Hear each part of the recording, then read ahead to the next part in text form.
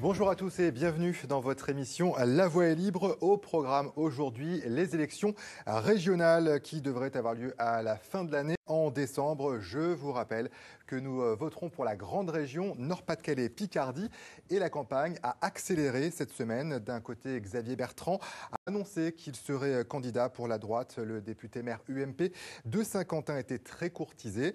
Valérie Létard est la candidate pour l'UDI et le PS a également officiellement désigné son candidat, Pierre de Saint-Ignon. Il était le seul en lice et les militants socialistes des deux régions l'ont donc validé. C'était jeudi soir. Reste maintenant une inconnue qui sera le candidat pour le Front National. Nous allons en parler avec mes quatre invités. Ils représentent les quatre groupes de l'actuel Conseil régional de Picardie. Alors, de gauche à droite, Christophe Porquier pour Europe Écologie Les Verts. Bonjour. Bonjour. Vous êtes amiénois et nous aurons l'occasion aussi d'aborder les menaces de plus en plus fortes sur le statut d'Amiens. Nicolas Dumont, bonjour. Bonjour. Vous êtes vice-président socialiste du Conseil régional de Picardie. Et dans l'opposition, Christophe Coulon, bonjour. Bonjour. Vous représentez le groupe Envie de Picardie qui regroupe l'UMP, l'UDI et CPNT. Absolument.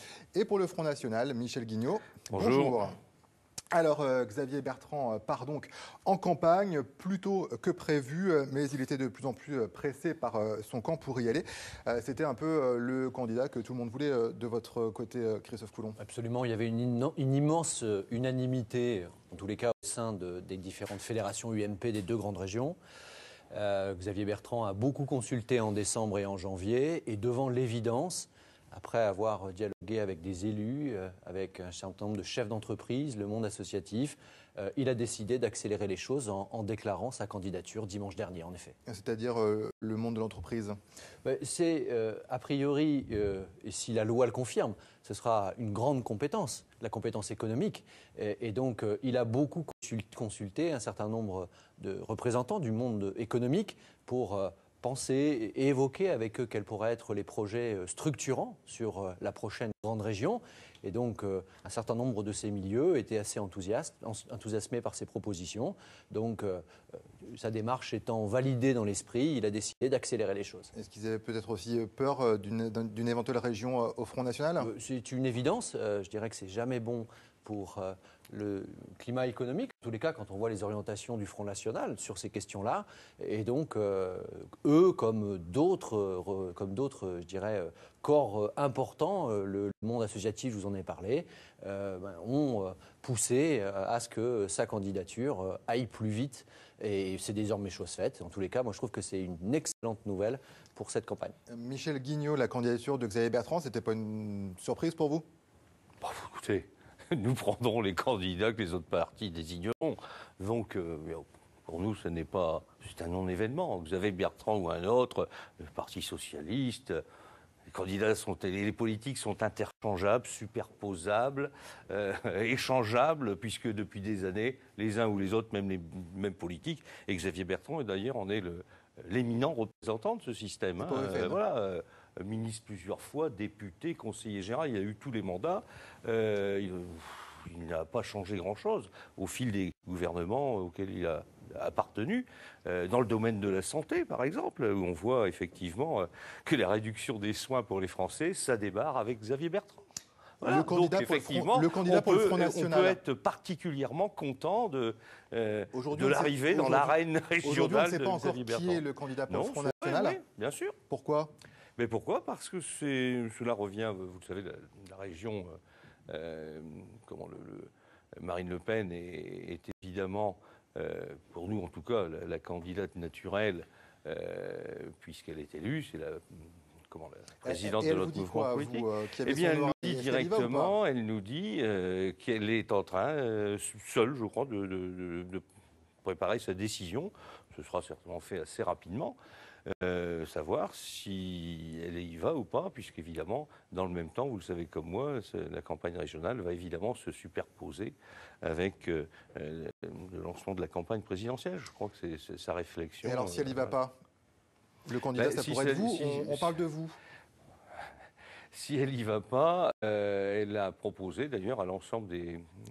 comment dirais-je, lors d'un dernier bureau politique, elle a proposé à l'ensemble des présidents de groupe, enfin des différentes régions, des élus régionaux, de proposer, pour ceux qui le souhaitent, leur candidature à la candidature, puisque chez nous, ça se passe pas comme ça, ça se passe comme ça.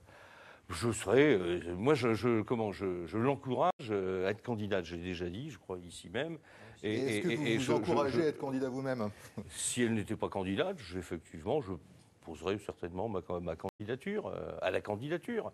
Et après, bon, les instances du mouvement trancheront dans l'intérêt du mouvement et dans l'intérêt surtout des Français des deux régions qui vont devoir se jumeler. Voilà.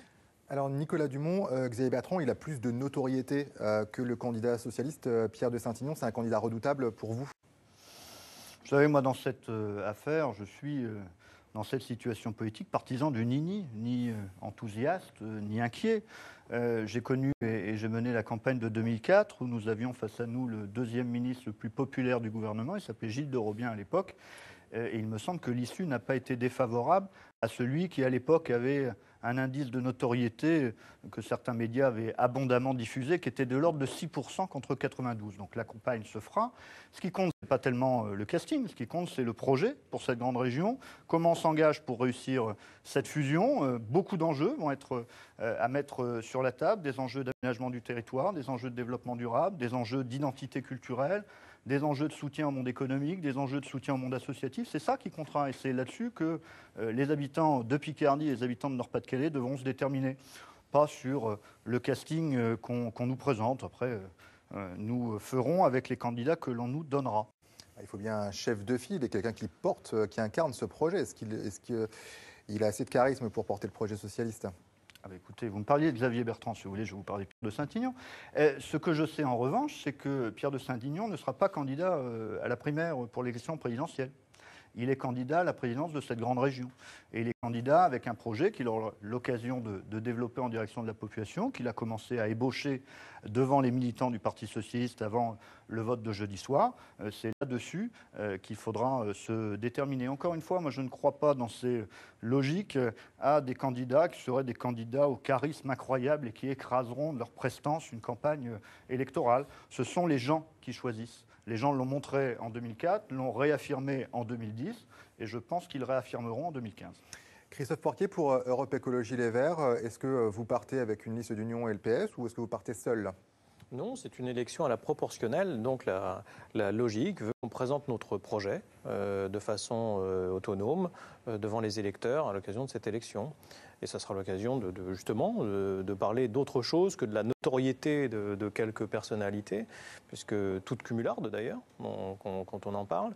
Et il faut sortir de cette logique-là. Et c'est sur le projet et pas seulement sur les personnes. Ça, je rejoins ce qu'a dit Nicolas Dumont, que les choses, elles doivent se faire. Et avec quel calendrier? C'est trop tôt pour l'instant pour présenter une liste et pour présenter des candidats régionaux? Parce que là, effectivement, la campagne des régionales s'est accélérée cette semaine, alors qu'on est dans la campagne des départementales, ça se chevauche un peu. C'est justement, là pour l'instant il y a les départementales, et nous ça arrivera logiquement juste après les élections départementales. On n'est pas déjà dans la désignation des listes et des candidats à ce stade. Et justement, ils vous en disent quoi les électeurs, Nicolas Dumont? Les départementales en mars, et puis ensuite les régionales, ils ne sont pas un peu perdus, plus avec des nouveaux modes de scrutin? Attendez, pour l'instant, moi, les électeurs, ils me parlent de préoccupations de leur vie quotidienne. Ils ne me parlent pas de savoir qui va les représenter à la fin décembre dans cette grande région. Il y aura des échéances électorales, elles ont été rappelées, les élections départementales, les élections régionales. Entre deux, il y a aussi s'occuper du quotidien des gens, et c'est ça aujourd'hui la demande des habitants de cette grande région. Donc le projet qu'ils choisiront, ce sera celui qu'ils considèrent comme étant le plus apte à répondre à leurs préoccupations du quotidien. Parce que la région, elle a évidemment un rôle de préparation de l'avenir, de réflexion à moyen et à long terme, mais elle a aussi des choses extrêmement concrètes au niveau de la formation, au niveau des lycées, au niveau du transport ferroviaire régional, sur lequel on sait qu'il y a un certain nombre de problématiques à régler. Et c'est ces sujets-là qui nous demandent de traiter. Après, qui les portera ces problématiques, ça viendra dans un second temps. Moi, je vais revenir sur les personnes. L'UDI a lancé aussi sa chef de file, c'est Valérie Létard, qui est sénatrice du Nord. Est-ce que c'est pour mieux fusionner avec l'UMP derrière? Il n'y aura pas de liste, une UDI, une UMP. Il y a une évidence, je pense, dans l'état d'esprit, à la fois des sympathisants et des militants l'UMP, mais aussi dans l'esprit des sympathisants et des adhérents de l'UDI. C'est que si l'on veut avoir la capacité de convaincre, il faut être uni dès le premier tour. C'est ma conviction. Je préside un groupe à la région qui est composé, et depuis 2010, depuis le début du mandat, à la fois de membres de l'UMP, de membres de l'UDI et de CPNT. Donc c'est pour moi une évidence que nous devrons aller demain unis. Moi, je suis très satisfait de la désignation de Valérie Létard, qui est une personne de grande qualité, que Xavier Bertrand a rencontrée et avec laquelle il a évoqué cette question de l'union dès le premier tour. C'est une obligation. Et donc, je n'ai aucune inquiétude sur le fait que cela aboutisse. Les deux formations politiques peuvent se parler, les militants le souhaitent, je le crois. Alors, on va revenir sur notre point de vue Picard. Et là, il y a quand même du souci à se faire. D'un côté, il y a Pierre de Saint-Aignan pour le PS. Il est lillois pure souche et proche de Martine Aubry. De l'autre, Xavier Bertrand, il est Picard. Mais lui, il annonce déjà que tous les pouvoirs doivent se concentrer à Lille, une ville locomotive. On a l'impression que ça s'annonce plutôt mal pour Amiens, Michel Guignot. Écoutez,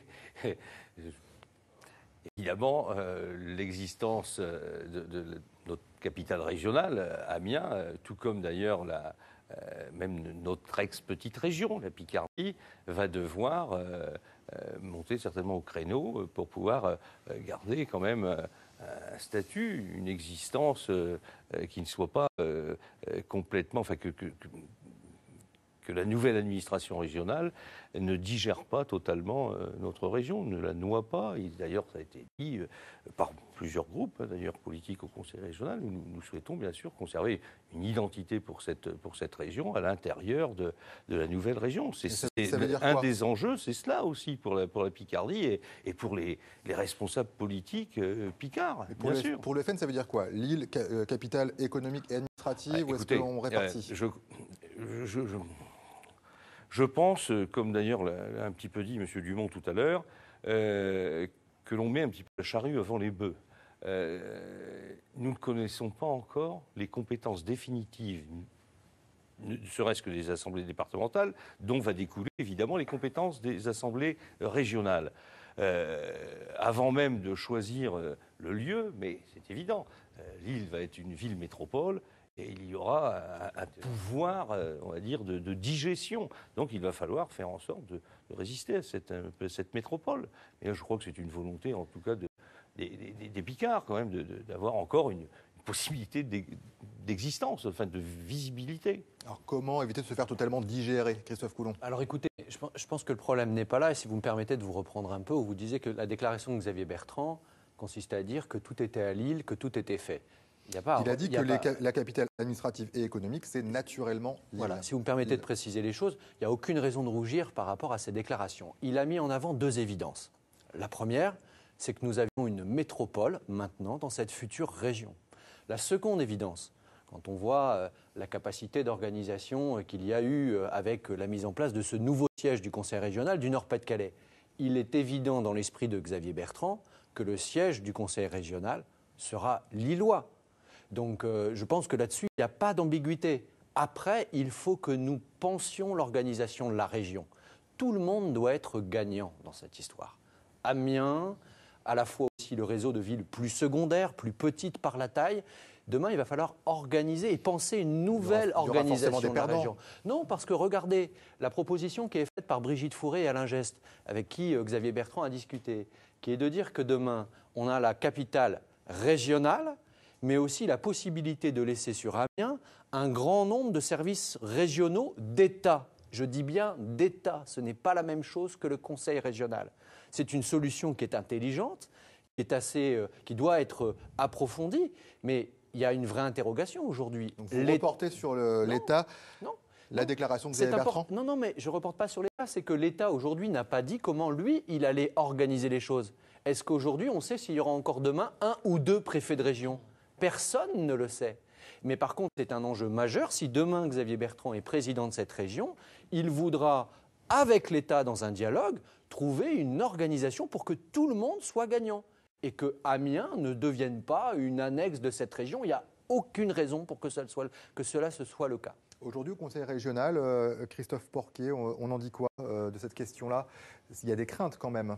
au niveau du personnel, par exemple. Évidemment que les fonctionnaires territoriaux ne savent pas. Et puis au-delà, l'ensemble des collectivités qui peuvent être amenées à être concernées, y compris les services déconcentrés de l'État, les agences, des services qui pourraient être amenés à se concentrer. Donc ça fait peser, oui, une vraie menace sur la capitale actuelle de la région Picardie. Et bon, je trouve que les propos d'aujourd'hui de M. Coulon ressemblent un peu à une forme de grand écart. Pendant si longtemps, on votait ensemble d'ailleurs une motion qui disait qu'il fallait qu'Amiens trouve toute sa place dans cette future région dans le cadre justement de la fusion qui s'annonçait. Et puis là, on a cette annonce où on est mis devant le fait accompli par Xavier Bertrand qui dit les choses sont déjà actées, c'est comme ça ne sera pas autrement. Eh bien, ça se discute. Ça se discute et ce n'est pas justement l'idée d'un seul homme qui doit comme ça être... c'est comme ça que la gouvernance de la région se prépare. Eh bien, merci. C'est pas du tout comme ça que nous, on voit les choses. Amiens a des atouts aussi. Amiens est beaucoup plus central dans cette région. Amiens est aussi déjà une capitale régionale aujourd'hui et aussi peut faire entendre sa légitimité à avoir une place dans cette future région. Et donc les choses, elles doivent pouvoir être discutées. Quand même de leadership, Nicolas Dumont. Je vais revenir d'abord sur ce qui a été dit, parce que je trouve que ça commence quand même très fort. C'est-à-dire une déclaration le dimanche, moins d'une semaine après, on nous explique qu'on a mal compris. Bon, moi je veux bien, mais il va quand même falloir être assez clair. L'enjeu n'est pas de savoir aujourd'hui et à ce stade quelle va être la capitale administrative, économique, centralisée de cette grande région. La question, c'est de savoir comment on fait vivre sur l'ensemble des territoires de la grande région, Picard et de Nord-Pas-de-Calais, tout ce réseau de villes moyennes, de ce réseau de villes qui équilibrent l'aménagement du territoire. Si c'est tout à Lille, tout à Amiens, tout dans les grandes villes, ça n'aura aucun intérêt en matière d'aménagement du territoire. Donc ce qu'il faut, c'est construire et bâtir, et c'est l'enjeu d'ailleurs d'une fusion réussie, c'est construire une métropole en réseau en reconnaissant les atouts de chacun. Lille a évidemment des atouts indéniables, personne ne les conteste. Amiens a des atouts indéniables, Beauvais en a, Compiègne en a, Abbeville en a, beaucoup de communes en ont, même Laon en a. Tout ce réseau de villes doit pouvoir s'interconnecter. La question, c'est comment on se déplace d'un point à un autre de la région, comment on accède aux services régionaux, qu'on soit à Amiens, qu'on soit en Thiérache, qu'on soit dans l'Oise, qu'on soit dans le Nord, qu'on soit dans le Pas-de-Calais. C'est ça le sujet aujourd'hui. Après, il est évident que le poids économique d'une administration régionale pour une ville comme Amiens est déterminant. Et si, par extraordinaire, en personnel administratif, c'est 982 sûr, emplois. S'il y avait un déménagement total, ce que je ne peux pas imaginer, vous évoquez les déclarations de Xavier Bertrand et vous disiez, oh, mais Pierre de Saint-Ignon, comme il est lillois, ça va aller à Lille. Écoutez, moi, je n'ai pas encore entendu, et j'en ai discuté avec lui ce matin, de déclaration, ce n'est pas du tout sa volonté. Faire remarquer que Claude Gévert, qui était maire de Clermont, il n'a pas déménagé le siège de la région à Clermont, de l'Oise. Donc, à un moment donné, c'est aujourd'hui une méthode que je conteste. La méthode, ce n'est pas de dire c'est comme ça. La méthode, c'est justement, servons-nous de la campagne pour demander aux électeurs de cette grande région, aux habitants, ce qu'ils veulent. Et comment ils veulent être représentés et comment ils veulent avoir accès aux services régionaux demain et dans l'avenir avec la constitution de cette grande région. Et ça fera forcément partie des arguments de campagne, Michel Guignot, ça. Évidemment. Et puis là, je ne sais pas, moi, j'ai l'impression d'être dans une émission de politique fiction. Nous sommes en train de débattre, en tout cas d'évoquer les problématiques régionales, comme si, voilà, c'est M. Xavier Bertrand a annoncé sa candidature, il a donc gagné, il est aujourd'hui président de région. Comme Gilles de Robert. J'hallucine.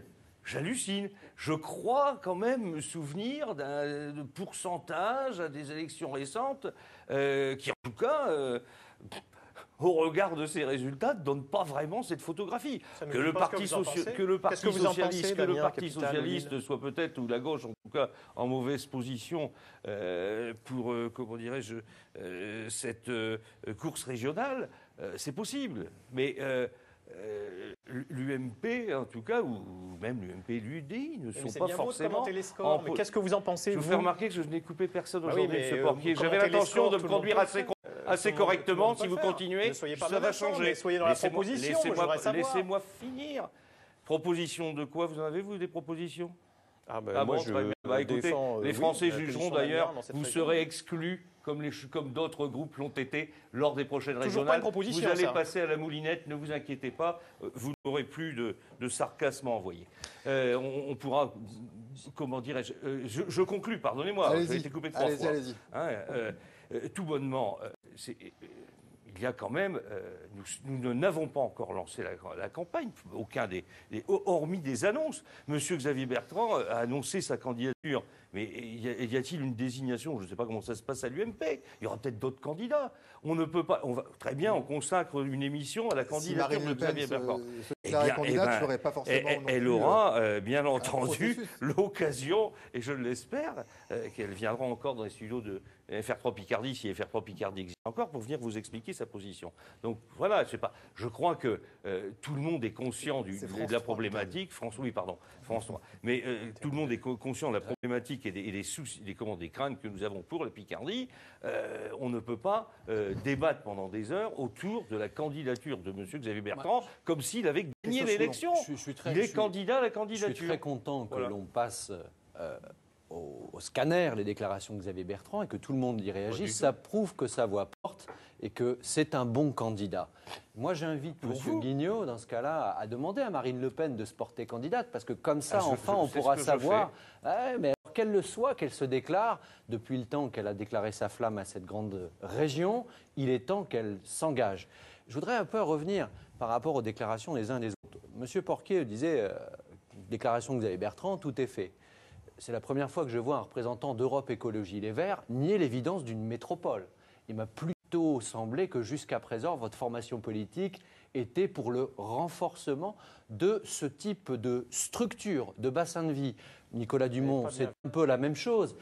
Il a l'impression de reprocher à Xavier Bertrand de devoir faire avec une loi qui a été votée par ses amis socialistes, qui ont fusionné les régions. Et maintenant, il me reproche. Il voulait l'éclater avec Jérôme Bignon, avec Jean-François Mancel. C'est vrai qu'il a des leçons à donner sur ce sujet. Il nous reproche de devoir gérer les choses, alors que ce sont ses amis politiques qui n'ont même pas écouté Martine Aubry, qui ne veut pas des Picards et qui les a insultés confortablement en disant qu'ils étaient trop pauvres pour elle. Donc maintenant, vous savez, nous, on va prendre ces deux régions. Derrière Xavier Bertrand, on va s'engager. Ce qu'il veut, Xavier Bertrand, c'est stopper le déclin qu'il y a dans cette région. Et surtout, on fera avec la mauvaise réforme que vous nous avez laissée. On va en faire quelque chose de bien pour ce territoire. Le déclin, c'est justement le grand argument de Xavier Bertrand. Est-ce que vous avez laissé la région Picardie s'embourber? Nicolas Dumont. On nous a fait en 2010 toute une campagne sur la faillite. Regardez aujourd'hui ce qu'il en est. On nous parle de déclin. Moi, on va regarder l'ensemble des agglomérations picardes à l'occasion de cette campagne. On va regarder également dans le Nord-Pas-de-Calais et on verra qui a fait décliner quoi. Mais ça, c'est le temps de la campagne. Mais moi, je suis assez surpris quand même. D'ailleurs, y compris dans l'expression de mon collègue Coulon. C'est déjà fait. Xavier Bertrand a gagné, comme en 2004. Gilles de Robien ne pouvait pas être battu. C'est terminé. Ne vous déplacez pas, braves gens, c'est fait. L'UMP va rétablir cette région. Avec quelle alliance? On ne sait pas. Mais en tout cas, ils vont rétablir. Ben moi, je le dis, il y a une campagne à mener, des propositions à faire et des électeurs à convaincre. Et les électeurs, ils ne sont pas convaincus par une déclaration de 2 pages dans un canard le dimanche. Ils seront convaincus par les propositions concrètes et par le travail qui sera fait, y compris par les représentants, on est bien plus loin, qui seront présents sur les listes qui composeront les 5 sections départementales de cette future grande région. Et là, on aura l'occasion de confronter projet contre projet, argument contre argument, et y compris de pouvoir démontrer qu'un certain nombre d'arguments qui sont des arguments de lancement de campagne sont des arguments qui sont au minimum une insulte à l'intelligence des Picards et au maximum peut-être même une escroquerie intellectuelle. Mais ça, on aura l'occasion d'en débattre. Ne soyez pas inquiets, il reste 11 mois. Il faudra aussi défendre le bilan. Christophe Porquier. Bien sûr qu'on défendra ce bilan, et c'est aussi le nôtre. Contre la théorie du déclin. Il n'y a pas de déclin. Cette région, les écologistes ont fait partie de la majorité pendant les 2 derniers mandats. Et il y a, pour prendre quelques points, sur les lycées, 800 millions, plus de 800 millions d'investissements sur les 2 mandats, bien loin de ce qui n'avait pas été fait sous les précédents mandats quand la droite était là à la direction des affaires. La transition énergétique a été engagée avec à la fois le développement des énergies renouvelables, mais derrière les emplois aussi qui vont avec. Et ça, c'est parce que c'est un bilan qui est partagé et c'est aussi parce que les écologistes ont été une force de proposition et d'action au sein de cette majorité. Et ça, on a bien l'intention de continuer à le faire. Nous ne sommes pas, comme l'a dit M. Coulon, partisans des grandes métropoles métropole qui rassemble tout. Vous n'avez pas bien regardé quelles étaient nos positions sur cette réforme que, par ailleurs, nous n'avons pas votée. Et au contraire, nous sommes pour avoir une desserte des services publics de proximité. Et le risque de cette réforme et de cette fusion des régions, c'est d'avoir des régions assez technocratiques et qui soient loin des citoyens et d'avoir un retrait de l'action publique et de l'action politique dans les territoires. Ça, c'est un point de vigilance extrêmement fort, car demain, être présent sur l'ensemble des villes intermédiaires de cette région, c'est aussi quelque chose qui va être au cœur de l'aménagement du territoire et des propositions qu'il faudra porter. Quand on parle de déclin, Christophe Coulon, c'est pas un terme un peu fort pour parler de la situation de la Picardie et du Nord-Pas-de-Calais? C'est un terme fort, mais il faut appeler un chat un chat. On ne peut pas considérer que les régions qui ont aujourd'hui sont investies quand même une certaine responsabilité sur le plan du développement économique et de l'emploi ne soient pas co-responsables des situations que nous avons et des chiffres dramatiques pour le chômage. Nous voyons bien à quel point nos deux régions, qui c'est vrai, cumulent des difficultés économiques et sociales historiquement. Vous votez ensemble une majorité des délibérations du Conseil régional? Mais voter certaines délibérations de bon sens qui vont pour aider un projet de développement local, un équipement public, c'est une chose. Mais après, il y a des divergences de fond sur des sujets majeurs, comme la politique de développement économique. Si j'en dis deux mots, en Picardie, nous sommes plutôt bons, me semble-t-il, en matière de recherche et de développement.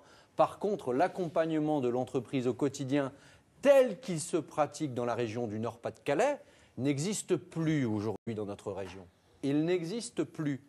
Donc, à un moment, il faudra faire le choix, comme l'a fait visiblement le président de la République, qui a accordé 40 milliards d'euros d'allègement de charges au monde de l'entreprise. Il faudra faire vraiment le choix de l'entreprise et à fond, surtout si demain, le Parlement nous confie la responsabilité, le chef de fila complet du développement économique. C'est plutôt mal parti parce que le président de la République a annoncé dans une conférence de presse jeudi qu'elle allait créer une nouvelle agence nationale de développement économique alors que les régions sont censées s'en occuper. Donc il va falloir y aller à fond sur ce sujet pour qu'enfin on renverse la table. Michel Guignot, quel bilan pour les majorités sortantes?